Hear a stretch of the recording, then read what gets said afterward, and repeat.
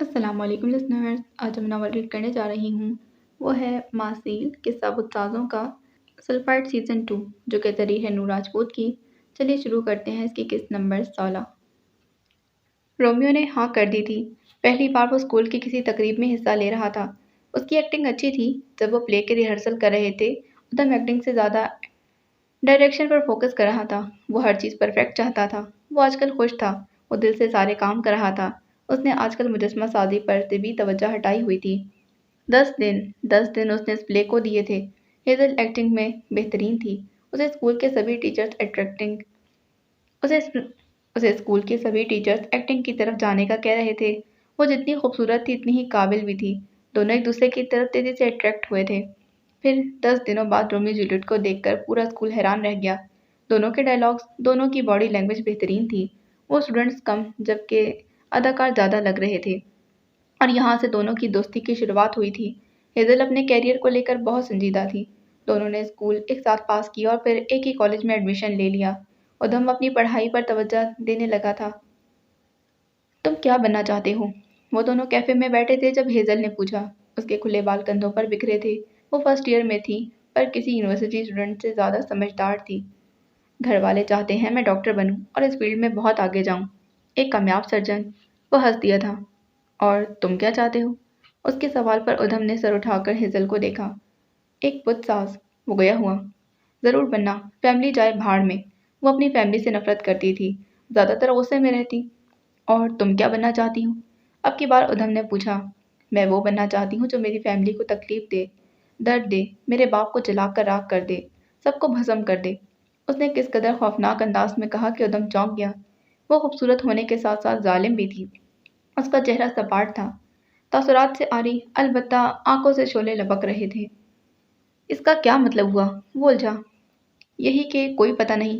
Doctor بننے آئی ہوں پر لگتا نہیں بن پاؤں گی۔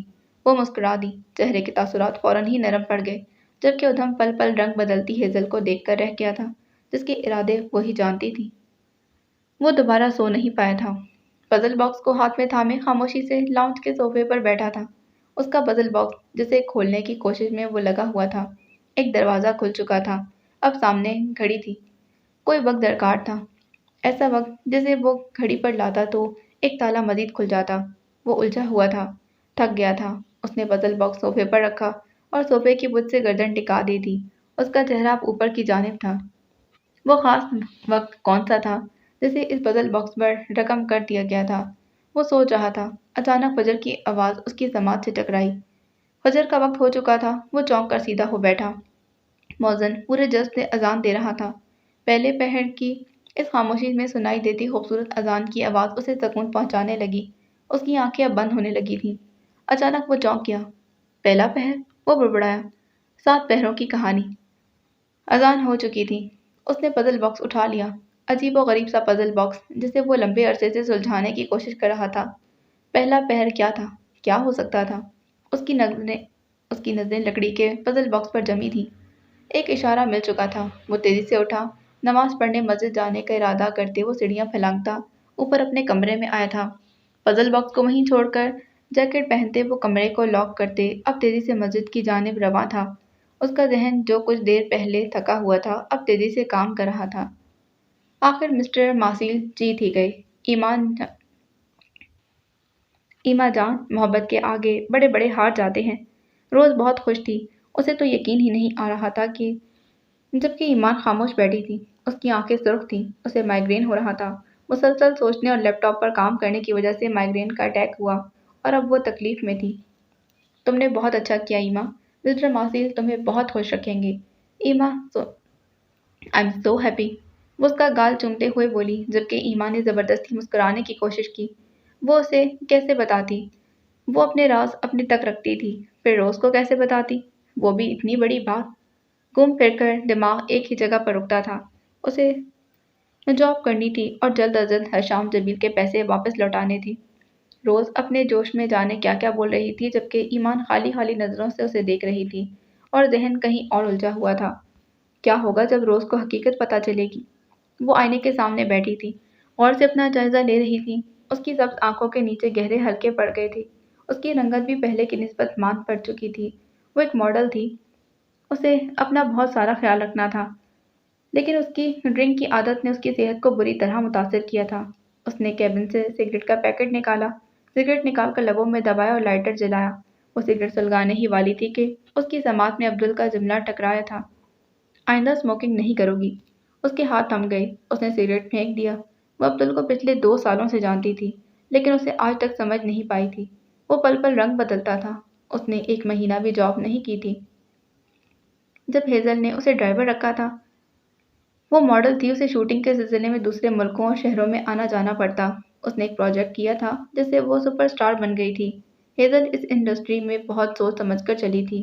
اس نے یہ سب حاصل کرنے کے لیے بہت محنت کی تھی۔ وہ زیادہ کام نہیں کرتی تھی، اس کے اسٹینڈرڈز بہت ہائی تھے۔ 2 4 مہینوں میں کسی برانڈ کے لیے شوٹ کرتی اور پھر آگ لگا دیتی۔ وہ میڈیا سے بچ کر رہتی تھی، پر جب اس کا دماغ گھومتا تو زبان پر کنٹرول نہیں رکھ پاتی، اور پھر منہ پھٹ ہیزل اخبار کی سرخی بن جاتی۔ اس نے جہاں دوست نہیں بنائے تھے وہاں اسے لگتا کہ اس کے دشمن بھی کم ہی تھے، پر وہ حقیقت سے ناواقف تھی۔ اس نے ہر وہ پروجیکٹ ٹھکرایا جہاں اسے کسی خطرے کا احساس ہوتا۔ ہیزل ملک نام ہی کافی تھا، اس کے پاس پروجیکٹ خود آتے تھے۔ اس نے کسی ایڈورٹائزر کو نہیں رکھا ہوا تھا۔ وہ کام خود چنتی تھی، اور جہاں سے عزت اور نفس کا سودا دکھائی دیتا وہ ٹھکرا دیتی۔ وہ شوٹ کے بعد باہر بھی کم ہی نکلتی، زیادہ تر وقت اپنے بنگلے نما گھر میں گزارتی اور نشے میں بے سدھ رہتی تھی۔ ایک ہی انسان اس کا خیر خواہ تھا، اور وہ شالی تھی، جو اس کے ہر کام کا خیال رکھتی۔ اس کے اسکن ٹریٹمنٹ سے لے کر اس کے کھانے پینے تک کو وہ دیکھتی۔ اس وقت بھی شالی اسے کسی اچھے اسکن ٹریٹمنٹ کا بتا رہی تھی۔ وہ اس کی بکنگ کروا چکی تھی۔ آج کل ہیزل ڈرنک کم کرتی تھی، پر وہ سو نہیں پائی تھی۔ کئی کئی گھنٹے ٹھنڈے فرش پر لیٹی رہتی۔ یہ اس کی ہمیشہ سے عادت تھی۔ وہ اپنے جلتے وجود کو ٹھنڈک پہنچانا چاہتی تھی، پر آج تک کامیاب نہیں ہو پائی تھی۔ جب سے عبدل آیا تھا کافی کچھ بدل گیا تھا۔ وہ پچھلے 6 مہینوں سے نیو یارک میں تھی، اور اس کی شخصیت کو دیکھتے اسے بڑا رول ملا تھا مین لیڈ کا، اور ہیزل نے یہ دوسرا پروجیکٹ کیا تھا جو اسے پسند آیا تھا۔ اور جب وہ واپس آئی تو عبدل اسے ایک باکسر کے روپ میں ملا تھا۔ اسے آج بھی یاد تھا کہ اس نے روتے ہوئے عبدل سے شادی کا کہا تھا، پر عبدل نے صاف انکار کر دیا۔ وہ ایسا لڑکا نہیں تھا جو اس پر رحم کھا کر اسے شادی کر لیتا۔ اس پر ہیزل کے حسن کا جادو بھی نہیں چلا تھا۔ وہ اسے اس کی حدود تک رکھنا چاہتا تھا، پر ہیزل کی سوئی عبدل پر اٹک جاتی تھی۔ اس کا نیا پروجیکٹ بہت جلد ریلیز ہونے والا تھا، اور وہ جو کافی وقت سے کوئی کام نہیں کر پا رہی تھی، جانتی تھی ایک بار پھر سے اسکرین پر چھا جانے والی تھی، اور اس کے لیے ضروری تھا کہ وہ خود پر توجہ دیتی۔ ہر ماڈل اور اداکارہ کے لیے یہ لازمی ہوتا ہے کہ وہ اپنے آپ کو پرفیکٹ رکھے، آنکھوں کو جلا بخشنے والا وجود بنائے رکھے۔ اس نے عبدل کے کہنے کے بعد اسموکنگ نہیں کی۔ ان کا رشتہ بہت ہی عجیب تھا، نہ وہ اس کی دوست تھی اور نہ اجنبی۔ اور پھر عبدل کی زندگی میں جانے کہاں سے ایمانیں آ گئی تھی۔ عبدل کا اس سے رشتہ بھی عجیب تھا، کچھ دوستی کا، پھر عبدل نے دوستی بھی ختم کر دی۔ عجیب پاگل لڑکا تھا، سارے رشتے ختم کر دیتا تھا، ہر وہ رشتہ جہاں اسے اپنا آپ کمزور پڑتا محسوس ہوتا۔ وہ گہرا سانس لیتے اٹھی اور پھر شالی کے ساتھ ہی جانے کے لیے تیار ہو گئی تھی۔ سلفائڈز اور برومائڈز۔ آج اس کا یونیورسٹی میں دوسرا دن تھا۔ وہ یہ دیکھ کر حیران رہ گیا کہ آج ہال اسٹوڈنٹ سے بھرا پڑا تھا۔ اس کی آنکھیں چمک اٹھی، یعنی اس کی بات اسٹوڈنٹس تک پہنچ گئی تھی۔ وہ کافی پرجوش لگ رہا تھا، جینس پر سادہ شرٹ اور جیکٹ پہنے آج پھر وہ لڑکیوں کے دل میں اتر رہا تھا۔ اس کے ہاتھ میں ایک پزل باکس تھا۔ وہ ڈائس سے ٹیک لگائے کھڑا تھا اور پزل باکس گھما رہا تھا۔ ہال تیزی سے بھرتا جا رہا تھا۔ سب کرسیاں فل ہو گئیں تو اسٹوڈنٹس نے نیچے بیٹھنا شروع کر دیا۔ پوری یونیورسٹی میں ایک ہی بات گھوم رہی تھی کہ کوئی ہاتھ نام کا لڑکا آیا ہے، جانے کون ہے، کہاں سے آیا ہے، پر وہ بہت کول ہے، وہ سب سمجھتا ہے، اور یہی دیکھنے باقی اسٹوڈنٹس بھی آئے تھے۔ اس نے کلائی پر بندھی گھڑی دیکھی۔ جب وقت ہو گیا تو وہ سیدھے ہوتے چلتا ہوا اسٹیج کے درمیان میں آ گیا تھا۔ پزل باکس کو وہ ڈائس پر رکھایا تھا۔ اس کے پیچھے پروجیکٹر آن ہوا جس پر صاف نظر آ رہا تھا سلفائڈز اینڈ برومائڈز، یعنی آج کا دن وہ مزید دلچسپ بنانے والا تھا۔ جب سارے اسٹوڈنٹس بیٹھ گئے تو اس نے ہال میں نظر جمائی تھی۔ مائکرو فون اٹیچ تھا۔ آپ میں سے کتنے لوگ سلفائڈ تھیوری کو جانتے ہیں اور خود کو سلفائڈ مانتے ہیں؟ اس نے پہلا سوال پوچھا۔ ہال میں خاموشی چھا گئی تھی۔ کوئی نہیں بولا۔ یعنی آپ سب لوگ برومائڈ ہیں؟ اس نے تعجب سے پوچھا تھا۔ تبھی اسٹوڈنٹس نے तभी स्टूडेंट्स ने हाथ खड़े करने शुरू कर दिए। कुछ लोग इस थ्योरी से वाकिफ थे। उसने स्टूडेंट्स को माइक पकड़ाने का कहा था। आप सल्फाइड के बारे में क्या जानते हैं? उसने लड़के से सवाल पूछा। आरजे, लड़के ने एक यकलफ्जी जवाब दिया तो वो मुस्कुरा दिया। आरजे सल्फाइड था। काफ़ी देर इस मुस्कान ने उसके चेहरे का अहाता किए रखा। यानी आज भी सल्फाइड की पहचान आरजे था। सल्फाइड्स वो खास लोग होते हैं जो बाकियों से हटकर चलते हैं, बाकियों से अलग सोचते हैं, बाकियों से अलग करते हैं। तो अब आप लोग बताएं कि आप में से कौन कौन सल्फाइड है? और इस पूरे हॉल में हाथ खड़े हो गए थे। आज के सेशन की रिकॉर्डिंग भी जारी थी, पर कैमरे का रुख स्टेज की जानिब था। स्टूडेंट्स का चेहरा नहीं रिकॉर्ड किया जा रहा था। सबके खड़े हाथ देखकर वो फिर से मुस्कुरा दिया। चलें, सब बारी बारी बताएं कि आप में क्या खासियत है और आप लोग क्या खास काम करते हैं। दाएं जाने बैठी लड़की को माइक दिया गया। जीन्स शर्ट पहने, जो हाथ को पुरशौक निगाहों से देख रही थी, वो उसके बुलाने पर खुशी से फूले ना समाई और उठ खड़ी हुई।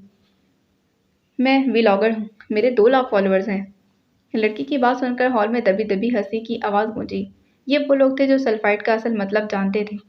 आपकी व्लॉगिंग में कोई ख़ास काबिल ज़िक्र बात जो आपको बाकी व्लॉगर से अलग बनाती हो? हाथ ने अगला सवाल किया। लड़की सोच में पड़ गई। ऐसा तो कुछ नहीं था। आपको लगता है कि आप सल्फाइड हैं? इस बार लहजा थोड़ा तंजिया था। मेरे 2 लाख फॉलोअर्स हैं। लड़की ने सुर्ख पड़ते चेहरे के साथ जवाब दिया। मोहतरमा, क्या सिखाया आपने अपने 2 लाख फॉलोअर्स को? यूट्यूब भरा पड़ा है ऐसी वीडियो से। ये काम पाकिस्तान में अब नया है, जबकि बाकी दुनिया में पुराना हो चुका है। और फिर सन्नाटा छा गया। और कोई जो खुद को सल्फाइड समझता है? इस बार एक लड़का उठा। मैं एक सिंगर हूँ, लड़के ने फ़ख्र से बताया। हाथ के जबड़े खिंच गए। नेक्स्ट, मैं एक आर्टिस्ट हूँ। नेक्स्ट, ऐसे और इस जैसे कई जवाब लोगों को पता ही नहीं था। मैं हमेशा सोचती हूँ, आखिर पागल खाने सल्फाइड से क्यों भरे होते हैं? एक लड़की बोली थी और हाथ रुक गया। क्योंकि हमारा माशरा ख़ास लोगों के लिए तैयार ही नहीं किया गया। उसे अफसोस हो रहा था। स्टूडेंट्स के हालात उसकी सोच से भी ज़्यादा ख़राब थे। इस्लाम को तो छोड़ो, वो मगरब से मुतासर होने के बावजूद भी वैसे के वैसे थे। ब्रोमाइड, आम से बल्कि आम तर, जिनकी सोच सोशल मीडिया तक महदूद थी, जिन्हें कुछ नहीं पता था दुनिया में क्या हो रहा था।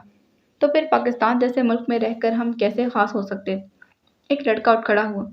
बिल्कुल वैसे ही जैसे पाकिस्तान जैसे मुल्क में रहकर आप व्लॉगर बन सकते हैं, सिंगर बन सकते हैं और आप सारे गुनाह आसानी से कर सकते हैं।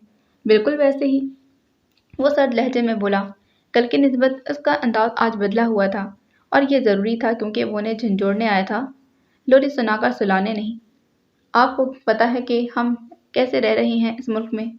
आप तो लंदन से आए हैं और अगर आकर हमेशा और आकर हमें सोच बदलने का कह रहे हैं।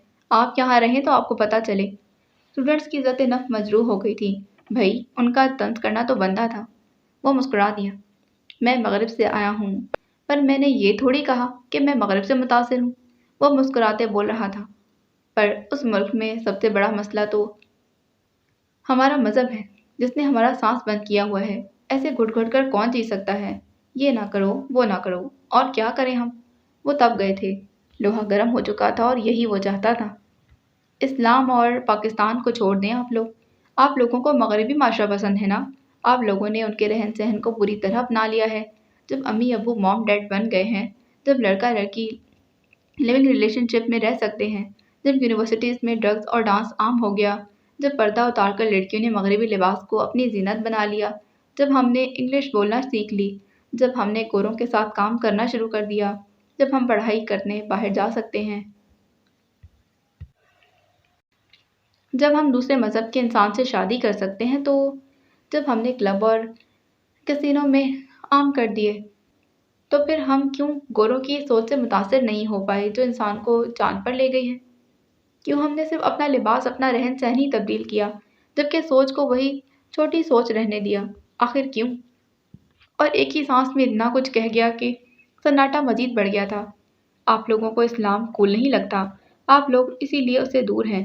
पर हकीकत तो ये है कि आप लोग इतने कूल नहीं कि इस्लाम और कुरान की हिकमत तक पहुंच सकें। आप लोगों ने अपनी सोच को बस इतना सा बदला कि आप लोग खुदा को ढूंढने के बजाय उससे इनकारी हो गए हैं। वाह! वो इस्तेज़ाइया हंसा। And you know what? गुरु ने अपनी किताब से जेनेसिस की सिर्फ 5 आयतों से कायनात का राज पा लिया। अरे कहाँ दूर हुए वो अपने मजहब से। वो लोग तो खुदा ढूंढने निकले हुए हैं। किसने कह दिया कि आप लोगों से वो लोग खुदा पर यकीन नहीं रखते? वो तो अब हमारे खुदा को ढूंढ रहे हैं। In the beginning, God created the heavens and the earth. Now the earth was formless and empty. Darkness was over the surface of the deep, and the Spirit of God was hovering over the water.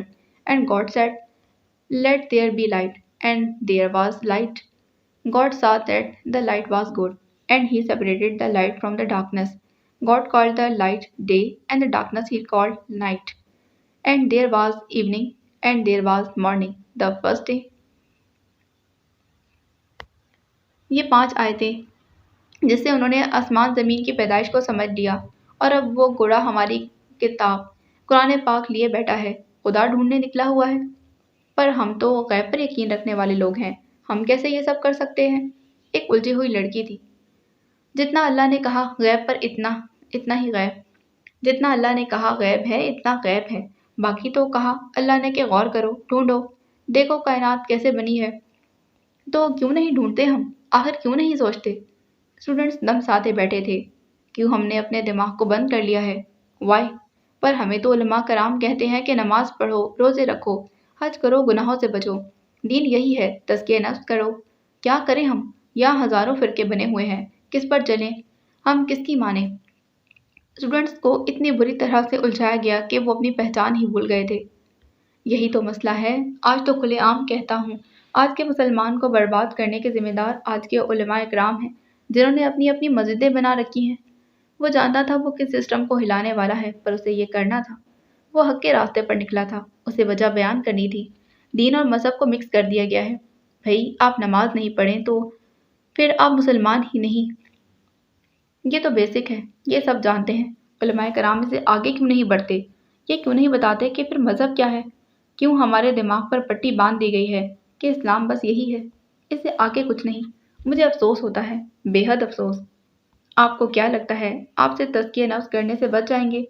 अपने नरम गरम बिस्तर पर बैठकर तस्बीह घुमाने से बच जाएंगे? जबकि आपके पड़ोस में किसी बच्चे के साथ ज्यादती हो रही हो, आपके पड़ोस में कोई लड़का खुदा के वजूद से इनकारी हो गया हो, आपको लगता है आप बच जाएंगे? मैं ये नहीं कह रहा कि उलमाए कराम गलत कह रहे हैं, पर वो पूरा इस्लाम सामने क्यों नहीं ला रहे? वो इस्लाम को नौजवान नस्ल के लिए इतना मुश्किल क्यों बना रहे हैं? मेरे उनसे शिकवे रहे मेरा उनसे ये शिकवा है और रहेगा। वो बोलते बोलते रुक गया जब एक लड़की ने हाथ खड़ा किया। लड़की को माइक दिया गया। लड़की ने शरई पर्दा किया हुआ था। सब कहते हैं कुरान पाक सुकून पहुंचाने वाली किताब है, उसे पढ़कर दिल को सुकून मिलता है, तो हम इससे कायनात तक कैसे पहुंच सकते हैं? जबकि इंसान के लिए सक, जबकि तो इंसान के सुकून के लिए ही बनी है। हाथ ने गहरा सांस लिया। आपको किस सब्जेक्ट से सबसे ज़्यादा नफरत है, जो आपको नहीं पसंद? हाथ ने लड़की से पूछा। मैथ्स। अक्सर लड़कियों को समझ नहीं आता। लड़की ने जवाब दिया। अगर मैं आपको यहाँ मैथ की किताब दूँ और कहूँ कि कुछ प्रॉब्लम्स को हल करना है, ऐसे प्रॉब्लम्स जिनको आप समझ नहीं पा रही, तो क्या आप करेंगी? जब मुझे समझ ही नहीं आएगी तो मैं थक जाऊंगी, शायद थक कर सो जाऊं, क्योंकि मेरे बस का काम नहीं। लड़की ने साफ गोई से काम लिया। एग्जैक्टली जब हम समझ नहीं पाते या हमें समझ नहीं आती तो यह हमारा दिमाग सो जाता है। उसने कनपट्टी की जानिब इशारा किया। वो कौन सा इंसान है जो मुनाफिकों की निशानियां पढ़ रहा है? कुरान पाक में वो कौन सा इंसान है जो जहन्नुम के खौफनाक मनाजिर पढ़ रहा है और कहे कि मुझे सुकून मिल रहा है? क्या ये मुमकिन है? अल्लाह कह रहा है उठ देख खोज कर, और हम सो जाते हैं क्योंकि हमें सुकून मिलता है। ऐसा ही है ना? लड़की ने इस बात में सर हिला दिया। ऐसा पता है क्यों होता है? क्योंकि हम समझ नहीं पाते। हमें कुरान पाक की समझ नहीं, हम समझ ही नहीं पाते। हम समझकर पढ़ते ही नहीं। हम पढ़ते हैं, थक जाते हैं, सो जाते हैं और कहते हैं सुकून मिल गया। कैसे मिल गया सुकून आपको? जबकि सहाबा कराम रज़ी अल्लाह तआला अन्हा कुरान पाक पढ़ते वक्त रोया करते थे। क्यों रोते थे वो लोग? क्योंकि वो जानते थे, समझते थे, अगर तो आपको कुरान पाक के अल्फाज पढ़ने पर 10 नेकियां चाहिए तो आप पढ़ें और फिर सुकून से सो जाएं। पर अगर आपको जानना है कि लिखा है, क्या लिखा है, हमसे क्या फरमाया गया है, तो आपको समझना होगा, जानना होगा। हमारा अलमिया भी तो यही है कि हमने समझना छोड़ दिया है। हम बस यूट्यूब देख रहे हैं, सोशल मीडिया पर सेलिब्रिटीज़ बने हुए हैं, पर हमें आता जाता कुछ नहीं। हमने अपने दिमाग को बंद कर लिया और हमने दरअसल खुद को तबाह कर लिया है। تو ہم کیا کریں، کہاں جائیں، اس سسٹم سے کیسے باہر نکلیں؟ وہ سب پریشان تھے۔ میں آج صرف یہ کہنا چاہوں گا، چھوڑیں دین کو، مذہب کو، اسلام کو، پاکستان کو، سب چھوڑ دیں، صرف خود کو دیکھیں۔ کون ہیں آپ؟ کیا کر رہے ہیں؟ کیا کیا خاص ہے آپ میں؟ اگر ہیں تو کیسے، اور اگر نہیں تو کیوں؟ اگر صرف خود کو پہچانیں، اپنی پہچان کریں، پھر سمجھنے لگیں گے کہ آخر ہم کس کھیل کا حصہ بنے ہوئے ہیں۔ چلیں تزکیہ نفس نہیں تو خود کی پہچان کر لیں۔ میں اسلام کی تبلیغ کرنے نہیں آیا، وہ علماء کرام کر رہے ہیں۔ میں تو آپ لوگوں کے لیے آیا ہوں، آپ لوگوں کو جگانے۔ جاگ جائیں۔ میں چاہتا ہوں آپ لوگ مجھے چیلنج کریں، مجھے ہی نہیں پوری دنیا کے دانشوروں کو، اپنی سوچ بدلیں، یہاں سے سلفائٹس بنیں۔ اس دنیا کو سلفائٹ کی بہت ضرورت ہے۔ یقین کریں کہ جب آپ لوگ خود کی تلاش میں نکلیں تب آپ اپنے بنانے والے کو بھی ڈھونڈنے نکلیں گے، بھئی مجھے کس نے اور کیوں بنایا ہے، اور جب ایسا ہوگا تب آپ ان گوروں کی طرح قرآن پاک کی طرف آئیں گے۔ سب سمجھنے کے لیے آپ کو اسلام کول بھی لگے گا، اور پھر آپ کو پتہ چلے گا کہ اصل کول ہونا لباس، لہجہ اور رہن سہن بدلنے کو نہیں کہتے، اس بدلنے کو کہتے ہیں، بلکہ اس بدلنے کو کہتے ہیں سوچ کو، ذہن کو، اور مجھے امید ہے کہ کل آپ لوگ تیار ہو کر آئیں گے۔ وہ اپنا اسکن ٹریٹمنٹ کروانے کے بعد وہیں سے اچھے سے تیار ہوئی، بالکل کسی سیلیبریٹی کی طرح، اور جب باہر نکلی تو وہاں رپورٹرز کا ہجوم اکٹھا ہو چکا تھا۔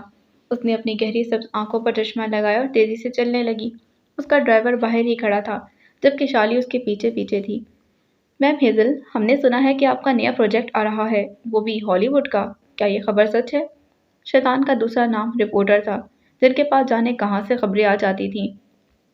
دھڑا دھڑ اس کی تصویریں بنائی جا رہی تھیں۔ اسے ایک پرائیویٹ کلب جانا تھا، اسی لیے وہ بالکل تیار تھی۔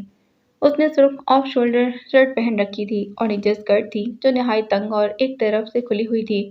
چلتے ہوئے اس کی ایک ٹانگ صاف دکھائی دے رہی تھی۔ شام کا وقت تھا، پھر بھی اس نے اپنی آنکھیں چھپانے کے لیے سن گلاسز لگا رکھے تھے۔ بال اونچی پونی ٹیل میں قید تھے جو چلتے ہوئے ایک ادا سے ہل کر اس کے بڑھنا خوبصورت شانوں کو چھو رہے تھے۔ کانوں میں باریک سے ڈائمنڈ چمک رہے تھے، جبکہ پیروں میں اس نے اونچی ہیل والے بوٹ پہن رکھے تھے۔ وہ تیزی سے چلتی ہوئی اپنی گاڑی کی جانب بڑھ رہی تھی۔ اس نے کوئی ذاتی کارڈ نہیں رکھا ہوا تھا، اس کی زندگی بہت ہی پرائیویٹ تھی۔ اس کا ڈرائیور ہی ایسے ہجوم سے بچاتا تھا۔ ابھی ایک لمبا چوڑا سا ڈرائیور بھاگتے ہوئے آیا اور اسے ہجوم سے نکال کر لے گیا تھا۔ اس نے کسی ایک رپورٹر کے کسی بھی ایک سوال کا جواب نہیں دیا تھا۔ گاڑی میں بیٹھ کر اس نے گہرا سانس لیا اور ڈرائیور گاڑی تیزی سے گھما لے گیا تھا۔ آپ کی شہرت دن بدن بڑھتی جا رہی ہے، آپ کو گارڈز رکھ لینے چاہیے، شالی نے مشورہ دیا، جبکہ وہ خاموشی سے باہر دیکھتی رہی۔ پتہ نہیں اسے سیاہ شیشوں کے اس پار کیا نظر آ رہا تھا۔ عبدل کے اپارٹمنٹ کی طرف لے چلو، ہیزل نے کہا تو شالی نے چونک کر دیکھا۔ وہ آگے سے ڈرائیور کے ساتھ بیٹھی تھی، لیڈیز بلیزر پہنے اور بڑا سا بیگ تھامے وہ ہمیشہ اس کے ساتھ ہوتی تھی۔ عبدل، پر آپ نے تو پارٹی میں جانا تھا نا؟ عبدل کا نام سنتے ہی شالی کی تیوری چڑھی۔ جو کہا ہے وہ کرو، وہ سرد لہجے میں بولی تو شالی ڈرائیور کو ہدایت دینے لگی۔ گاڑی تیزی سے منزل کی جانب رواں تھی۔ وہ نسبتاً کم پوش ایریا میں رہتا تھا جہاں اپارٹمنٹس بنے ہوئے تھے۔ بلند عمارت کے ساتھ گاڑی رک گئی تھی۔ عبدل کا اپارٹمنٹ کافی اوپر تھا۔ تم لوگ یہیں رکو۔ وہ بیگ تھامتی گاڑی سے باہر نکل آئی اور پھر عمارت کی جانب بڑھی۔ اندر داخل ہوتے اسے لفٹ نظر آ گئی۔ یہاں کافی خاموشی اور ویرانہ تھا۔ لفٹ میں کھڑی وہ سوچ رہی تھی، عبدل اس کے یہاں آنے پر جانے کیا ری ایکٹ کرنے والا تھا۔ کچھ دیر بعد وہ اس کے اپارٹمنٹ کے سامنے کھڑی تھی۔ اس نے گہرا سانس لیا اور بیل بجا دی۔ کوئی نہیں آیا۔ اس نے چشمہ اتارا اور دوبارہ بیل دینے لگی، تب تک بیل سے ہاتھ نہیں ہٹایا جب تک عبدل نے دروازہ نہیں کھول دیا، اور کافی برہم لگ رہا تھا، پر اپنے سامنے ہیزل کو دیکھ کر چونک گیا۔ اس نے سر سے پاؤں تک ہیزل کو دیکھا اور پھر دروازہ کھلا چھوڑ کر واپس مڑ گیا تھا۔ اس کی خاموشی پر ہیزل نے سکون کا سانس لیا اور اندر داخل ہو کر دروازہ بند کر دیا۔ اپارٹمنٹ اس کی توقع کے خلاف بہت صاف ستھرا تھا۔ وہ ایک ادا سے چلتی اس کے سامنے صوفے پر بیٹھ گئی تھی۔ وہ صوفے کی پت سے ٹیک لگائے آنکھیں بند کیے بیٹھا تھا۔ میرا یہاں آنا اچھا نہیں لگا۔ ہیزل نے خاموشی کو توڑا۔ عبدل نے آنکھیں کھولی، اس کے قیامت خیز سراپے کو دیکھا، پھر وہ اٹھا اور سامنے سے کھلی کھڑکی میں جا کر کھڑا ہو گیا۔ نازیبا لباس پہن کر تم کیوں بار بار میرا ایمان خراب کرنے آ جاتی؟ وہ سرد و سپاٹ لہجے میں بولا تو ہیزل اپنی جگہ سن رہ گئی۔ اس کے چہرے کی رنگت یکلخت بدلی۔ تک سے اسے اپنے چہرے سے آنکھ نکلتی محسوس ہوئی تھی۔ پہلے پہل وہ کچھ بول نہیں پائی، پھر کھلکھلا کر ہنس دی۔ وہ ابھی تک کھڑکی میں ہی کھڑا تھا۔ ایمان، جیسے تم تو بہت مذہبی ہو۔ وہ اب اس کا مذاق اڑا رہی تھی۔ میں اگر مذہبی نہیں تو اس کا یہ مطلب نہیں کہ میرے پاس ایمان نہیں۔ کچھ اخلاقیات بھی ہوتی ہیں۔ ایسے کپڑے پہن کر ایک عورت کسی غیر مرد کے اپارٹمنٹ کیا کرنے آ سکتی ہے؟ لہجہ طنزیہ تھا، یعنی وہ سنجیدہ تھا۔ ہیزل کی ہنسی کو بریک لگی۔ وہ اب تک رخ موڑے کھڑا تھا۔ وہ اسے نہیں دیکھ رہا تھا، وہ اسے رخ موڑے کھڑا تھا۔ اس نے پلٹ کر دیکھنا گوارا نہیں کیا۔ ہیزل کی نظریں اس کی پشت پر جمی تھیں۔ اس نے بال پہلے سے چھوٹے کروا لیے تھے۔ عبدل اس کی نظروں کو اپنی پشت پر محسوس کر سکتا تھا۔ ایک دم ہی ہیزل کو اپنا برا محسوس ہونے لگا۔ وہ کسی برے ارادے سے تو نہیں آئی تھی، وہ بس اس سے ملنے آئی تھی۔ میں شراب نہیں پیتا، جوا نہیں کھیلتا، کسی لڑکی کو نہیں چھوتا۔ اس کا مطلب کچھ تو ایمان بچا ہوا ہے نا؟ وہ سانس لینے کو رکا۔ اب جاؤ ہیزل، میں اپنا بچا ہوا ایمان خراب ہوتے نہیں دیکھ سکتا۔ اس کے لہجے میں التجا تھی۔ ہیزل نے شدت سے چاہا کہ زوردار زلزلہ آئے اور یہ عمارت گر کر تباہ ہو جائے اور تباہ ہونے والی چیزوں میں اس کا یہ قیامت خیز وجود سر فہرست ہو۔ لاس فالاس کے نینوٹس۔ عبدل کے اپارٹمنٹ سے کار تک کا فاصلہ اس نے عبور کیسے کیا تھا، یہ صرف وہی جانتی تھی۔ اسے اب تک یقین نہیں آ رہا تھا کہ عبدل نے اسے ایمان خراب کرنے والی کہا تھا۔ گاڑی کی طرف بڑھتے اس کے قدموں میں واضح لرزش تھی اور سانس تو ابھی تک جیسے سینے میں اٹکا ہوا تھا۔ ڈرائیور نے اسے آتے دیکھ کر دروازہ کھولا اور وہ کسی روبوٹ کی طرح گاڑی میں بیٹھ گئی تھی۔ جلدی چلو، ہم لیٹ ہو رہے ہیں، شالی نے ڈرائیور سے کہا تو وہ فوراً بول پڑی۔ واپس چلو۔ میکانکی انداز تھا۔ اس کی نظر گود میں رکھے اپنے ہاتھوں پر جمی۔ شالی نے چونک کر پیچھے دیکھا۔ وہ جو پہلے ہی اس کے اتنی جلدی واپس آنے پر حیران تھی، اب اس کی اڑتی رنگت دیکھ کر پریشان ہوئی۔ لیکن میم، ہم تو… کہا نا واپس چلو۔ وہ اتنی زور سے چیخی کہ شالی گڑبڑا گئی۔ ڈرائیور نے گاڑی واپس موڑ لی۔ عبدل نے اپنی کھڑکی سے اسے گاڑی میں پیچھے بیٹھتے دیکھا، پھر اس نے گہرا سانس خارج کیا۔ گاڑی فراٹے بھرتی اس کی نظروں سے اوجھل ہو گئی تھی۔ آخر کار ایک لمبی محنت کے بعد ایمان نے اپنا پروجیکٹ آج پیش کر دیا تھا۔ بلا شبہ اس کا کام ستائش بخش تھا۔ اس نے بہت محنت کی تھی اور اس میں اس کے پروفیسرز کا برابر کا ہاتھ تھا۔ انہیں ایمان ذہین لگتی تھی۔ ان کا ماننا تھا کہ اگر وہ تھوڑی محنت کرتی تو بہت آگے جا سکتی تھی۔ آج اس نے کانفرنس ہال میں اپنی پریزنٹیشن پیش کی اور وہ حیران تھی کہ اتنے بڑے بڑے پروفیسروں کے بیچ اس نے یہ کیسے کر لیا تھا۔ یہ وہ تجربہ تھا جو اسے مازیل انسٹی ٹیوٹ میں جاب سے ملا۔ اگر اس نے جاب نہ کی ہوتی، لوگوں سے بات چیت نہ کی ہوتی، تو وہ یہ کبھی نہ کر پاتی۔ جاب انسان میں اعتماد لاتی ہے اور یہ اعتماد ایمان میں بھی آیا تھا۔ اس کی پریزنٹیشن کے آخر میں ہال تالیوں سے گونج اٹھا تھا۔ اس کے پاس ہر سوال کا جواب تھا۔ وہ بائیو ڈائیورسٹی میں ایسے ہی نہیں آئی تھی، اسے گزرے زمانوں تک سے دلچسپی تھی، تو پھر زمانوں کی مخلوق سے کیوں نہ ہوتی۔ وہ پریزنٹیشن دے کر باہر نکلی تو اس کا چہرہ تمتما رہا تھا۔ وہ اس وقت پیروں کو چھوتی سرمئی رنگ کی گرم فراک پہنے ہوئی تھی، موٹے کپڑے کی فراک جس کے اوپر اس نے سیاہ بلیزر پہن رکھا تھا جو اسے آفیشل لک دے رہا تھا۔ سرمئی اور سیاہ رنگ کے اسکارف کو سر پر اوڑھے وہ بھلی لگ رہی تھی، جس کی ہیل 1 انچ کی تھی۔ وہ فلیٹ جوتے نہیں، لوفر اور پیروں میں سیاہ جوتے تھے، سیاہ پہنتی تھی سوائے سنیکرز کے۔ اس کے پاؤں اور ایڑیاں فلیٹ جوتوں میں درد کرنا شروع ہو جاتی تھیں۔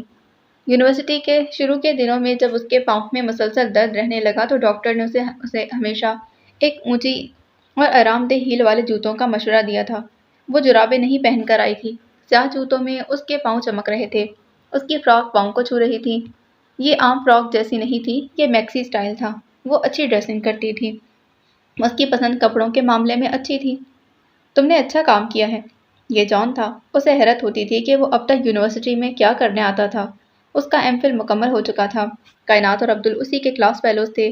وہ دونوں جا چکے تھے، پر جان یہاں کیا کر رہا تھا؟ ایمان نے بھی جان سے کبھی عبدل کا نہیں پوچھا۔ اسے یقین تھا کہ وہ اپنی زندگی میں خوش ہوگا۔ آج 15 مارچ تھی۔ سردی کی شدت میں واضح کمی ہوئی تھی۔ باہر نکل کر اس نے بلیزر یعنی کوٹ اتار لیا تھا۔ کوٹ زیادہ موٹا نہیں تھا، پر اب اسے گرمی کا احساس ہونے لگا تھا۔ یہ 15 دن اس نے جیسے باہری دنیا سے کٹ کر گزارے تھے۔ سوائے سلمیٰ بیگم اور پروفیسر، اس کی کسی سے اتنی بات نہ ہوئی تھی۔ ماسیل سے بھی نہیں۔ وہ باقاعدگی سے اسے میسج کرتا تھا، وہ کھانا وقت پر کھانے کی تلقین کرتا اور خیال رکھنے کا کہتا۔ لاس پالاس وہ جیسے اولڈ ٹاؤن پہنچی تو وہاں کی گلیاں دیکھ کر اسے خوشی کا احساس ہوا۔ تہوار کے لیے ساری گلیاں سجی ہوئی تھیں۔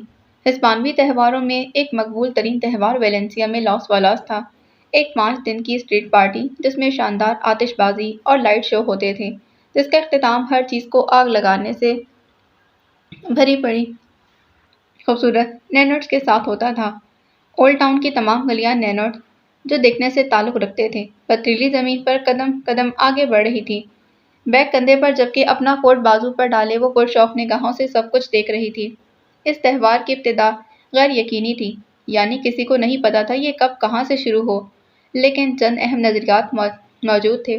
سب سے مشہور ورژن میں کہا جاتا کہ لاس پالاس ایک صدیوں پرانی ویلنسیائی روایت سے آیا ہے، جس میں شہر کی بڑھئی یعنی کارپینٹرز پرانے سامان کو جلا دیتے تھے جس کی انہیں ضرورت نہیں ہوتی تھی۔ سینٹ جوزف کے دن سے پہلے پہلے وہ لکڑی کے ان آلات کو بھی جلا دیتے جو تیل کے لیمپوں کو جلانے کے لیے استعمال ہوتے تھے، جن کا استعمال انہیں رات کو کام کرنے کے لیے کرنا تھا۔ مشلوں میں جلنے والے یہ آلات بالکل طوطوں کی شکل کے ہوتے تھے۔ چونکہ یہ تہوار موسم بہار کے ایکوینوکس کے آس پاس منایا جاتا، اس لیے سال کے اس موڑ پر دن زیادہ لمبے ہو جاتے ہیں اور سورج کی روشنی کے اضافی گھنٹوں کا مطلب یہ تھا کہ بڑھئیوں کو دیر گئے تک کام کرنے کے لیے تیل کے لیمپ کی روشنی کی ضرورت نہیں ہوتی تھی۔ ایک اور نظریہ کا دعویٰ یہ کہ یہ عمل قدیم زمانے سے تعلق رکھتا تھا۔ اس قدیم روایت سے کہ سماوی اور سالسٹیس یعنی موسموں کی تبدیلی کو منانے کے لیے آگ لگائی جاتی تھی۔ اس خیال میں لاس پالاس موسم بہار کا جشن منانے والی آگ کی ایک پرانی روایت سے آتا ہے۔ آخر میں ایک پرانی یورپی روایت ہے جس میں کسی چیز یا شخصیت کی نمائندگی کرنے والی گڑیا یعنی نینوڈ کو آگ میں پھینکنے سے پہلے بالکونیوں یا پھر پوسٹروں سے لٹکا دیا جاتا تھا۔ یہ نظریہ لاس پالاس کی طنزیہ نوعیت کی وضاحت کرتا ہے، جیسا کہ یہ آج منایا جاتا ہے۔ اب پالاس کی تقریبات آرٹ کے عارضی کاموں میں تبدیل ہو گئی ہیں، جن پر بعض صورتوں میں کیسل فاؤلر لاکھوں یورو لاگت لگاتی ہے۔ شہر کے ہر محلے میں لوگوں کا ایک منظم گروپ ہوتا ہے کیسل فاؤلر کے نام سے، جو سارا سال فنڈ ریزنگ کرتا تاکہ پارٹی اور ڈنر کے انعقاد کا اہتمام ہو سکے، جس میں عام طور پر مشہور ڈش پائلا بنائی جاتی۔ ہر کیسل فاؤلر ایک ایسی نینوڈ تیار کرتا تھا جسے فالا کہا جاتا ہے، اور اس کیسل فاؤلر کو جسے آخر کار جلا دیا جاتا تھا۔ ایک وقت ویلنسیا میں تقریباً 400 رجسٹرز ہیں۔ ویلنسیا تقریباً 80 لاکھ کی آبادی کے ساتھ ایک پرسکون شہر تھا، جس کا سائز دگنا سے بھی زیادہ ہو جاتا تھا جب آگ سے محبت کرنے والے 10 لاکھ سے زیادہ لوگ لاس پالاس کی تقریبات کی طرف متوجہ ہوتے تھے، بالکل ایسے ہی جیسے کیڑے شعلے کی طرف متوجہ ہوتے ہیں۔ یہ تہوار 5 دن 15 سے 19 مارچ تک جاری رہتا تھا، لیکن فضا کچھ ہفتوں پہلے بننا شروع ہو جاتی، یعنی 1 مارچ سے شروع ہو کر 19 مارچ تک جاری رہتا۔ ایک گرجدار آتش بازی کا شو جسے کہا جاتا میسکلیٹا ہر روز دوپہر 2 بجے منعقد کیا جاتا، پلازا ڈیل آیونٹامنٹو میں۔ پٹاخے اگلی بصری کے بجائے ایک آڈیو یعنی کہ سماعتی تجربہ میں 10 منٹ تک زمین کو ہلاتے تھے، کیونکہ یہ میسکلیٹا تھا۔ 15 سے 19 مارچ تک ہر رات ناقابل یقین بصری آتش بازی کا مظاہرہ بھی کیا جاتا جو دیکھنے سے تعلق رکھتا۔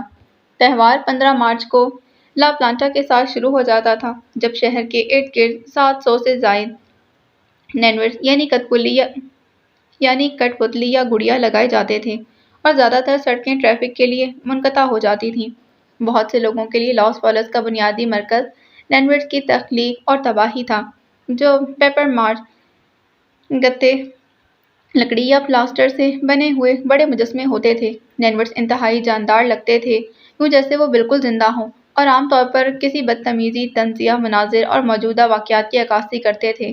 بہت سے نینوڈز کئی منزلہ لمبے ہوتے تھے، اور انہیں ویلنسیا کے پارکوں، پلازوں اور چوراہوں میں ان کے آخری مقامات پر لے جانے کے لیے کرینوں کی ضرورت پڑتی تھی۔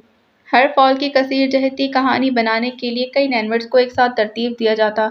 اگلے چند دنوں میں لوگ شہر کے ارد گرد چہل قدمی کرتے ہوئے تخلیقی شاہکاروں کی فنکاری اور مزاح کی تعریف کرتے ہوئے ہر گلی کے کونے پر بظاہر فروخت ہونے والی روایتی پیسٹریوں سے لطف اندوز ہوتے تھے۔ لوگ انتہائی مستند مقامی تجربے کے لیے ایک کپ چاکلیٹ کے ساتھ ویلنسین کلاسک بینویلز ڈی کاراباسا یعنی کدو کے پکوڑے کھاتے پائے جاتے تھے۔ 19 مارچ کو تمام فالوں کو آگ لگانے تک نینورڈز اپنی جگہ پر رکھے جاتے اور اس دن لا کر جلنے والا یعنی کریما اور اس دن لا کر یما یعنی جلنے والا کہا جاتا اور اس دن کو لا کریما یعنی جلنے والا کہا جاتا۔ ہر سال نینورڈز میں سے ایک نینورڈ کو مقبول ووٹ کے ذریعے تباہی سے بچایا جاتا، اسے معافی شدہ نینورڈ کہا جاتا اور اسے گزشتہ برسوں کے دیگر پسندیدہ اور بچے ہوئے نینورڈز کے ساتھ مقامی فالوس میوزیم میں نمائش کے لیے رکھا جاتا۔ روزانہ پٹاخے کے اسراف اور نینورڈز کے جلانے کے علاوہ ہزاروں دیگر واقعات بھی لاس والس کا حصہ بنتے تھے۔ تہوار میں جانے والے لوگ شہر بھر میں بل فائٹس، موسیقی پریڈ، وائلا مقابلوں، پھولوں کی پیشکش اور خوبصورتی کے مقابلوں کے ایک وسیع روسٹر سے لطف اندوز ہو سکتے تھے۔ آج 15 مارچ تھی یعنی پلانٹا کا آغاز۔ 15 مارچ کی رات سرگرمیوں سے بھرپور رات ہوتی تھی۔ اس دن فلاس کمیشن شفٹوں میں کام کرتے تھے کیونکہ ویلنسیا میں بنائی گئی تمام نینورڈز کو 16 مارچ کی صبح تک جلانا لازمی تھا، یعنی وہ دن ہوتا تھا جب جج بہترین لوگوں کو انعام دیتے تھے۔ یعنی آج پوری رات اولڈ ٹاؤن میں آتش بازی ہونی تھی اور اولڈ ٹاؤن سے کسی ایک نینورڈ کو جلانے سے بچایا جانا تھا اور وہ نینورڈ میوزیم کا حصہ بننے والا تھا۔ اس کے ساتھ جن کے نینورڈ قابل ستائش ہوتے انہیں میئر کی طرف سے انعام دیا جانا تھا۔ وہ کتنی ہی دیر اولڈ ٹاؤن کی گلیوں میں گھومتی رہی اور اس نے بھوک مٹانے کے لیے اسٹریٹ فوڈ کھایا۔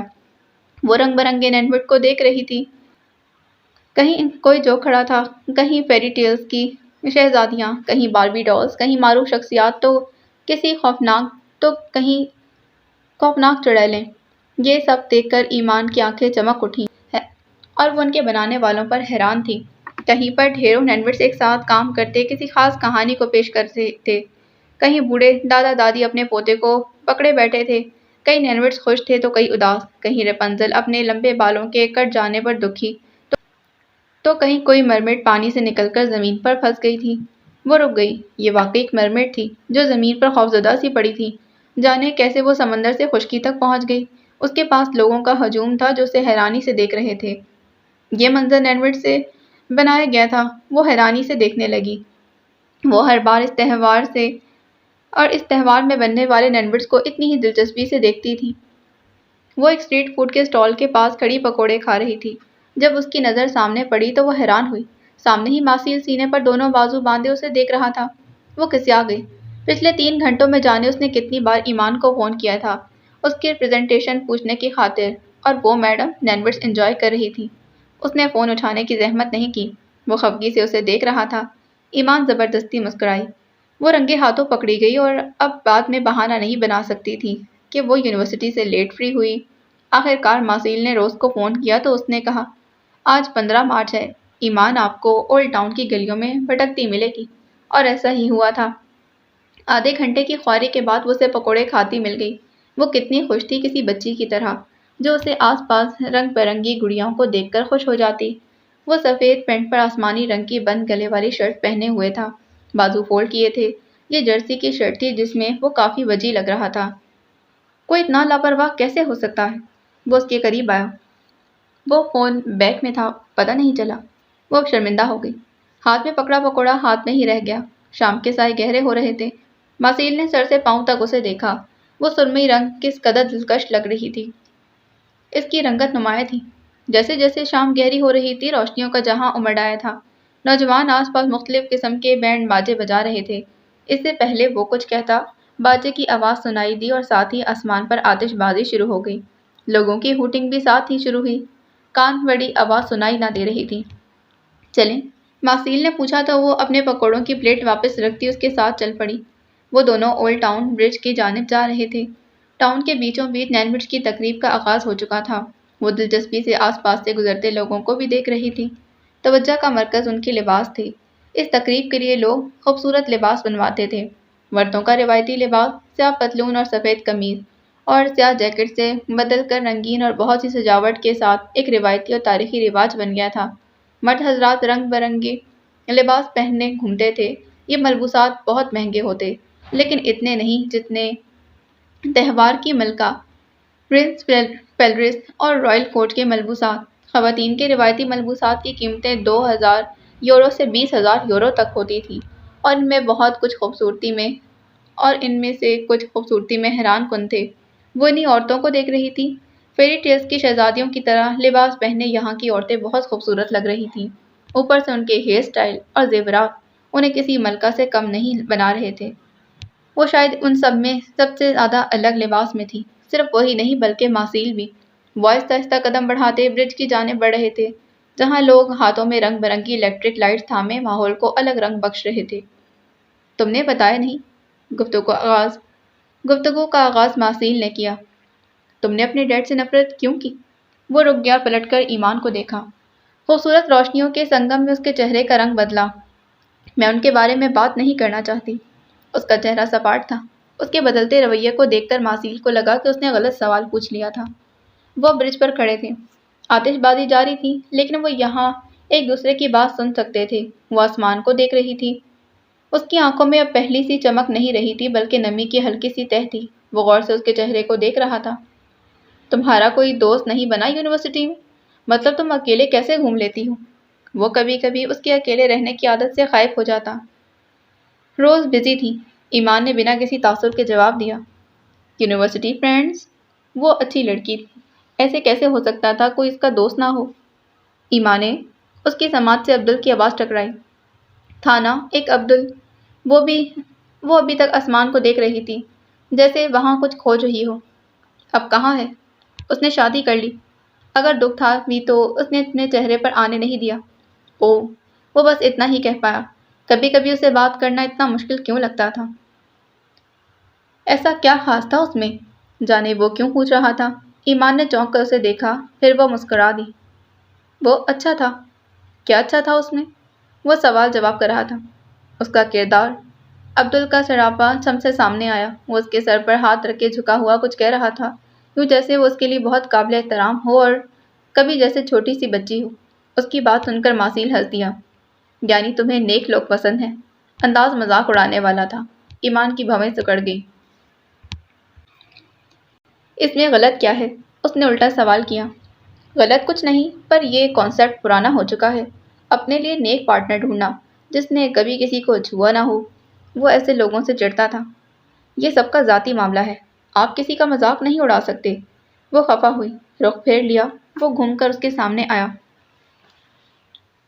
کہیں تمہیں تو کوئی نیک انسان نہیں چاہیے؟ تھوڑا خوف تھا، تھوڑی بے یقینی۔ وہ پوچھ رہا تھا، میری ایسی قسمت کہاں؟ ایمان اسے دیکھ نہیں پائی، وہ بس ہولے سے بڑبڑا دی۔ وہ دونوں جہاں نینبٹس کو جلایا جا رہا تھا اس جانب بڑھ گئے۔ وہ انہیں جلتے ہوئے دیکھنا چاہتی تھی۔ دونوں کے ذہن میں الگ الگ سوچ تھی۔ اپنی اپنی سوچوں میں سرگرداں وہ خاموشی سے چلتے رہے۔ اس کا فون پھر سے بجنے لگا تو اس نے کال اٹھائی۔ دوسری جانب سلمیٰ بیگم تھی۔ وہ انہیں بتا رہی تھی کہ اس کا پروجیکٹ اچھا گیا۔ پھر اس نے اپنے بارے میں بتایا، باہر ہونے کا بتایا، اور فون بند کر دیا کیونکہ شور کی وجہ سے اسے آواز نہیں آ رہی تھی۔ وہ اب اپنے فون کو دیکھنے لگی۔ وہ ایسے موقعوں کو کم ہی ریکارڈ کرتی تھی، پر وہ میزو کا سوچ کر چلتے نینورڈز کی ویڈیو بنانے لگی تاکہ اسے دکھا سکے۔ ماسیل کی نظریں اس کے چہرے پر جمی تھیں۔ وہ اسے ہمیشہ سے ہی خاص لگتی تھی اور وہ چاہ کر بھی اسے چھو نہیں پاتا تھا۔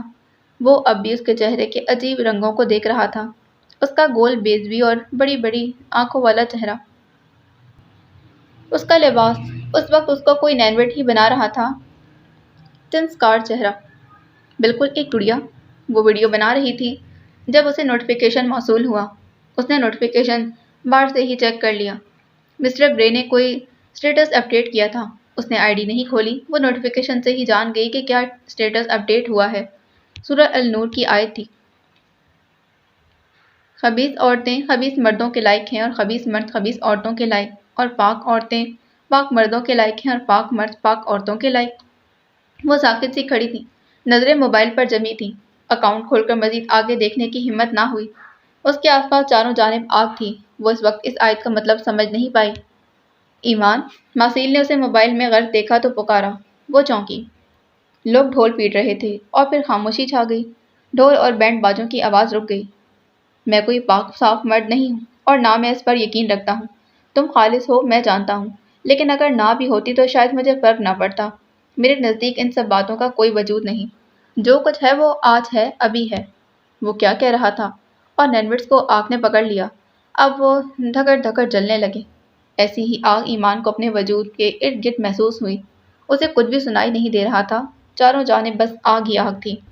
میرے نزدیک یہ سب نارمل ہے، لیکن شاید تمہارے نزدیک میں زناکار ہوں۔ ربش! وہ استہزائیہ ہنسا۔ مذاق اڑاتی ہنسی۔ لفظ زناکار مذاق اڑاتا ماسیل دی بدھ ساز۔ لفظ زنا کا مذاق اڑاتا ماسیل دی بدھ ساز اور خود کا مذاق اڑاتا ادھم جبیل۔ وہ کتنے آرام سے بتا رہا تھا، اپنے زانی ہونے کا اعلان کر رہا تھا۔ وہ جھوٹ نہیں بولتا تھا، وہ صاف گو تھا، پر اتنی صاف گوئی، اور یہ سچ تو قتل کرنے جیسا تھا۔ خبیث مرد خبیث عورتوں کے لائق ہیں اور پاک عورتیں پاک مردوں کے لائق۔ اس کے ذہن میں آیت کے الفاظ گونجے۔ کون تھی وہ؟ کیا وہ اتنی خبیث تھی کہ اسے ایک زانی ملتا؟ یا وہ پاک مردوں کے لیے نہیں تھی؟ اس کا وجود لرز گیا۔ وہ خوبصورت گڑیا جلنے لگی۔ دھڑ دھڑ دھڑ۔ وہ اسے دیکھ تو رہا تھا، لیکن اس کے اندر جلتے طوفان سے نا واقف تھا۔ اللہ جی، میں نے ایسا کب چاہا تھا۔ لبالب آنکھیں بھرنے لگیں۔ اس نے سر اٹھا کر آسمان کو دیکھا۔ اس بار آتش بازی نہیں دیکھ رہی تھی۔ دور بادلوں کے پرے آسمان کے اس پار موجود ذات کو پکارا۔ ماسیل سمجھنے سے قاصر تھا۔ وہ کیا کر رہی تھی؟ کیا میں اتنی ناپاک ہوں؟ آنسو پلکوں کی باڑ توڑ کر نکلنے کو تیار تھا۔ پہلے اسے فرق نہیں پڑتا ماسیل کون تھا، کیا کرتا تھا، پر اب جب وہ اسے اپنا بنا چکی تھی اور جانتی تھی کہ اسے چھوڑ نہیں سکتی، اب اس کے کام، اس کے اعمال تکلیف کا باعث تھے، اور انسان اپنے اعمال کا خود ذمہ دار ہے۔ سلمیٰ بیگم کے الفاظ اس کے سماعت سے ٹکرائے تھے۔ اس کا سر جھک گیا۔ شرمندگی کے باعث نازک وجود اب لرزنے لگا تھا۔ ہاں، وہ خود ذمہ دار تھی۔ اس نے خود چنا تھا ماسیل کو۔ اپنے سامنے کھڑا وہ شاندار شخص اسے اس وقت بہت برا لگا تھا۔ اس کے ساتھ ہونے کا مطلب ایمان کو صاف سمجھ آ رہا تھا۔ اس کے وجود پر سوالیہ نشان چھوڑ رہا تھا۔ کون تھی وہ، پاک یا ناپاک؟ حلق میں کچھ اٹکا تھا۔ تم ٹھیک ہو؟ وہ اس کے قریب ہوا پر ایمان تب تک جل چکی تھی۔ اس نے ایمان کو چھونا چاہا، اس کا بازو تھامنا چاہا۔ وہ ڈر کر پیچھے ہوئی، جیسے ماسیل کا وجود اسے مزید جہنم میں دھکیل دے گا۔ ایمان! وہ ساکت ہوا۔ دور رہیں مجھ سے، پلیز۔ ٹوٹا پھوٹا وجود لیے وہ ڈبڈبائی آنکھوں سے اسے دیکھ رہی تھی۔ کیا ہوا ہے تمہیں؟ وہ پریشان ہوا، جانے اس نے فون میں کیا دیکھ لیا تھا۔ آپ کا وجود میرے لیے جہنم جیسا ہے۔ آپ کا ہونا جلا رہا ہے مجھے۔ وہ چلانا چاہتی تھی، اسے بتانا چاہتی تھی، پر الفاظ گلے میں ہی اٹکے تھے۔ وہ تیزی سے اس کے پاس سے نکلتی چلی گئی۔ لوگوں کے ہجوم میں بھاگتے بھاگتے اب اس کی نگاہوں سے اوجھل ہو چکی تھی۔ وہ اکیلا کھڑا رہ گیا، اپنی شاندار شخصیت لیے، بالکل اکیلا۔ شاید یہ وہ زمانہ نہیں تھا جہاں صاف گوئی کام آتی۔ ایمان کا وجود اس کے لیے ناقابل تسخیر تھا۔ وہ پل پل رنگ بدلتی تھی۔ نینوٹس جل رہے تھے، جل جل کر بجھ کر نیچے گر گئے، اور وہ بھاگتی جا رہی تھی جہاں ماسیل کا سایہ بھی اس کے آس پاس نہ ہوتا۔ وہ 4 سال ساتھ رہے تھے۔ ایف ایس سی کے بعد ہیزل میڈیکل کالج چلی گئی تو ادھم بائیو ٹیکنالوجی کی جانب آ گیا۔ اسے سرجن بننے میں دلچسپی نہیں تھی۔ وہ 4 سال بہت اچھے سے ساتھ رہے۔ لوگ انہیں کپل سمجھتے تھے اور ادھم کو اس پر اعتراض نہیں تھا۔ ہیزل اسے پسند تھی، وہ باقی لڑکیوں سے الگ تھی۔ اگر وہ اس کی پارٹنر بن جاتی تو اسے کوئی اعتراض نہ ہوتا۔ وہ اسے پسند کرنے لگا تھا۔ وقت کے ساتھ ساتھ اس کی پسندیدگی بڑھتی جا رہی تھی، لیکن پھر ہیزل بدلنے لگی۔ وہ میڈیکل کالج جانے کے بعد بہت مصروف ہو گئی تھی۔ وہ اب ادھم کو نظر انداز کرنے لگی تھی۔ ادھم کے کچھ اور کلاس فیلوز جو ہیزل کے ساتھ تھے، وہ اسے عجیب و غریب خبریں سنا رہے تھے۔ ان کا کہنا تھا کہ پہلے ہی سال میں ہیزل نے میڈیکل کالج کے ٹاپ ڈاکٹر اور پروفیسر کو اپنی طرف مائل کر لیا تھا۔ ادھم نے سنا پر یقین نہ آیا۔ پھر ایک دن وہ ہیزل سے ملنے اس کے کالج گیا تو حیران رہ گیا۔ اس نے ہیزل کو کسی آدمی کے ساتھ اس کی گاڑی میں جاتے دیکھا۔ اس نے کبھی ایسا سوچا بھی نہیں تھا۔ غصے اور تکلیف سے اس کی حالت بری ہو گئی تھی۔ وہ 18 سال کی تھی، اپنے فیصلے خود کر سکتی تھی۔ اور پھر اسی شام جب ادھم نے اسے فون کیا تو پوچھا، ہیزل نے صاف کہہ دیا کہ وہ اپنی زندگی میں آگے بڑھنا چاہتی ہے، کسی رشتے میں نہیں بننا چاہتی۔ ادھم حیران رہ گیا۔ یہ وہ ہیزل نہیں تھی جسے وہ جانتا تھا۔ اس کا دل ٹوٹا تھا۔ وہ پھر سے اکیلا ہو گیا اور اس بار چوٹ گہری لگی تھی۔ پہلی عورت، پہلا دھوکہ۔ وہ زخمی تھا۔ اس کے کلاس فیلوز جان بوجھ کر اسے جلانے کے لیے ہیزل کی روز کی خبریں اسے سناتے تھے۔ وہ اب فون بند رکھتا، زیادہ تر اسموکنگ کرتا اور پھر سے ڈرگز لینے لگا تھا۔ وہ پھر کچھ وقت بعد اسے پتا چلا کہ ہیزل غائب ہو گئی۔ وہ گھر سے بھاگ گئی تھی۔ فرق نہیں پڑتا تھا، جب وہ اسے چھوڑ چکی تو جہاں مرضی جاتی، پر ادھم کے لیے یہ برا ہوا۔ اسے ایک دن حویلی کے اسٹور روم سے پرانی کتابیں ملی، فلسفے کی کتابیں، نفسیات کی کتابیں، اور ان کتابوں نے اس کے ذہن کو مزید بدل ڈالا۔ کتابیں جو آباد کرتی ہیں اور کتابیں جو تباہ کر دیتی ہیں۔ وہ اب حویلی میں کسی کی نہیں سنتا تھا۔ وہ خود سر اور ضدی بن چکا تھا۔ کئی بار اسے بڑے بھائی ابو حنیفہ نے سمجھانا چاہا، پر وہ اپنی دنیا میں گم رہتا۔ اس نے کالج جانا بھی چھوڑ دیا تھا۔ اس کے مطابق یہ دنیا رہنے کے لائق ہی نہیں تھی۔ اس نے ایسا فلسفہ پڑھا تھا جس نے اس کا مزید برین واش کر دیا۔ اسے اب خدا برا لگتا تھا، اپنا دشمن لگتا تھا، جس نے انسانوں کو دنیا میں سسکنے اور تڑپنے کے لیے بھیج دیا تھا۔ ایک بار وہ کئی دن غائب رہا تھا۔ پھر سید جبیل کو اس کے ریڈ لائٹ ایریا میں ہونے کی خبر ملی۔ وہ اسے برستی بارش میں وہاں سے نکال کر لائے تھے جہاں وہ نشے میں دھت تھا۔ یہاں اسے رمشا ملی تھی، جس کی کہانی نے اس کی محبت کا رخ بدل دیا تھا۔ سید جبیل کو کبھی سکون کا سانس نہیں آیا۔ پہلے ان کا اپنا بیٹا آرجے تھا، جس نے ان کے ناک میں دم کر کے رکھا تھا، اور اب سالوں بعد ادھم نے پھر سے کہانی دہرا دی تھی۔ وہ لوگوں سے لڑتا جھگڑتا نہیں تھا، پر اس کی ڈرگز لینے کی عادت بری تھی۔ اس رات ادھم کو زوردار تھپڑ پڑا تھا۔ حنیفہ بھائی نے صاف کہہ دیا تھا کہ اگر یہاں رہنا ہے تو خاندان کی عزت کا خیال رکھنا ہوگا، ورنہ…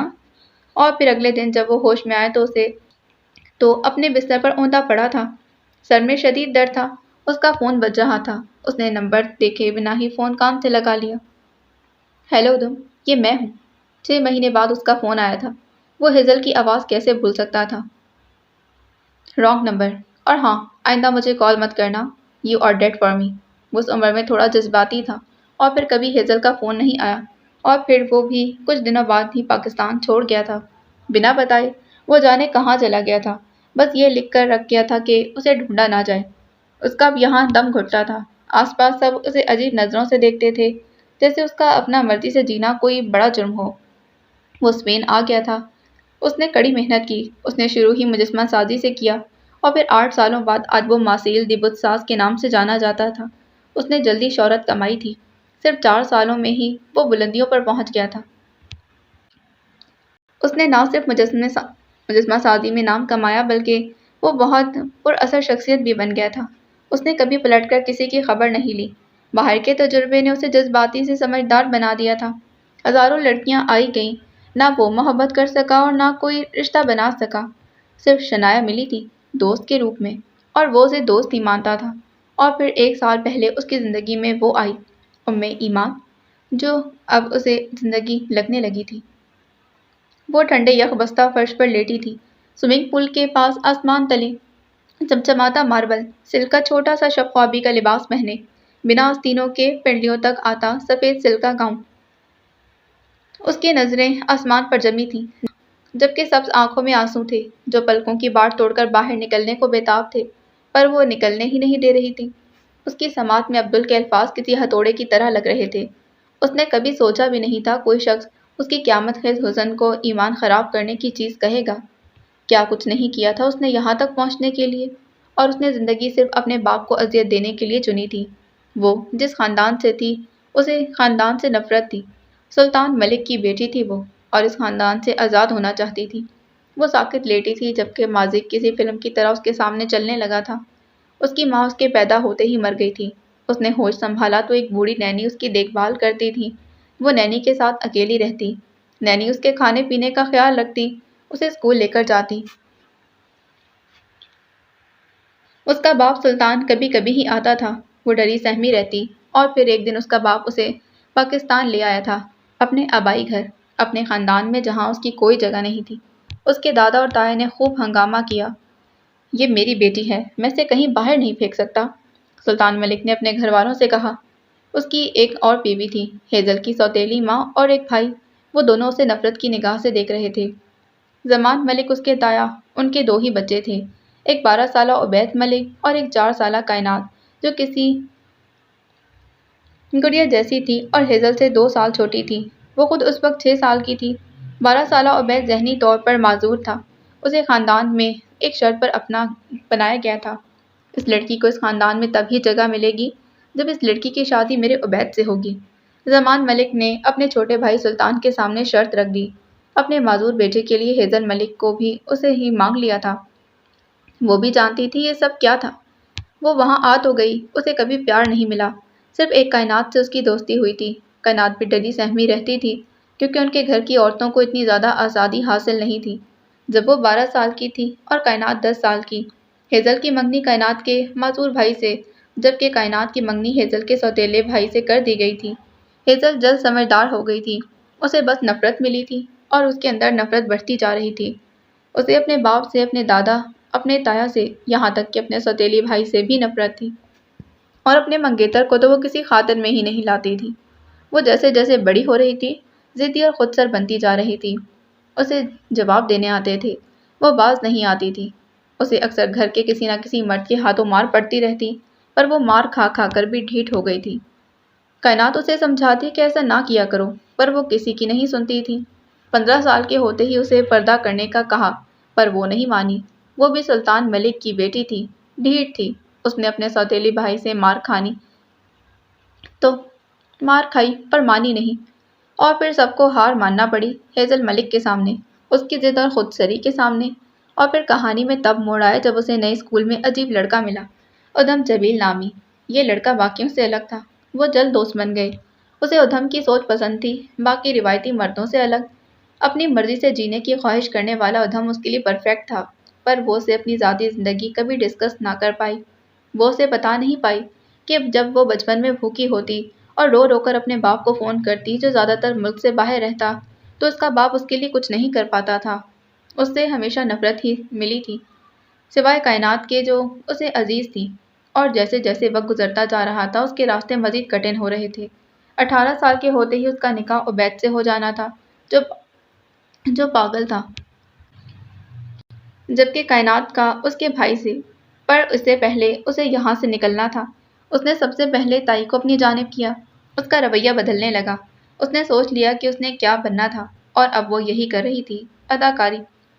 اس نے تائی کو کہا کہ میں ڈاکٹر بن کر سب سے پہلے آپ کے بیٹے کا علاج کروں گی۔ اس نے آہستہ آہستہ سب کا بھروسہ جیتا، اور پھر جب اسے میڈیکل میں جانے کی اجازت مل گئی تو وہاں سب سے پہلے ایک سینئر ڈاکٹر اور پروفیسر اس پر عاشق ہوا تھا۔ ہیزل نے اس بات کا فائدہ اٹھایا، اپنا پاسپورٹ بنوایا۔ اس پروفیسر نے اس کی قیمت 1 رات مانگی تھی۔ وہ اسے ملک سے باہر بھیجنے کے لیے راضی ہو گیا تھا، پر سودا عزت کا تھا، صرف 1 رات کا۔ وہ ڈر گئی تھی، گھبرا گئی۔ پھر اس نے پلان بنایا۔ کائنات یہ راز جان گئی تھی، اس نے کسی کو نہیں بتایا۔ تم جاؤ اور آزادی سے جیو۔ اس نے ہیزل کو گلے لگا لیا، اور ہیزل اس دن کائنات کو خدا حافظ کہہ کر کالج آئی۔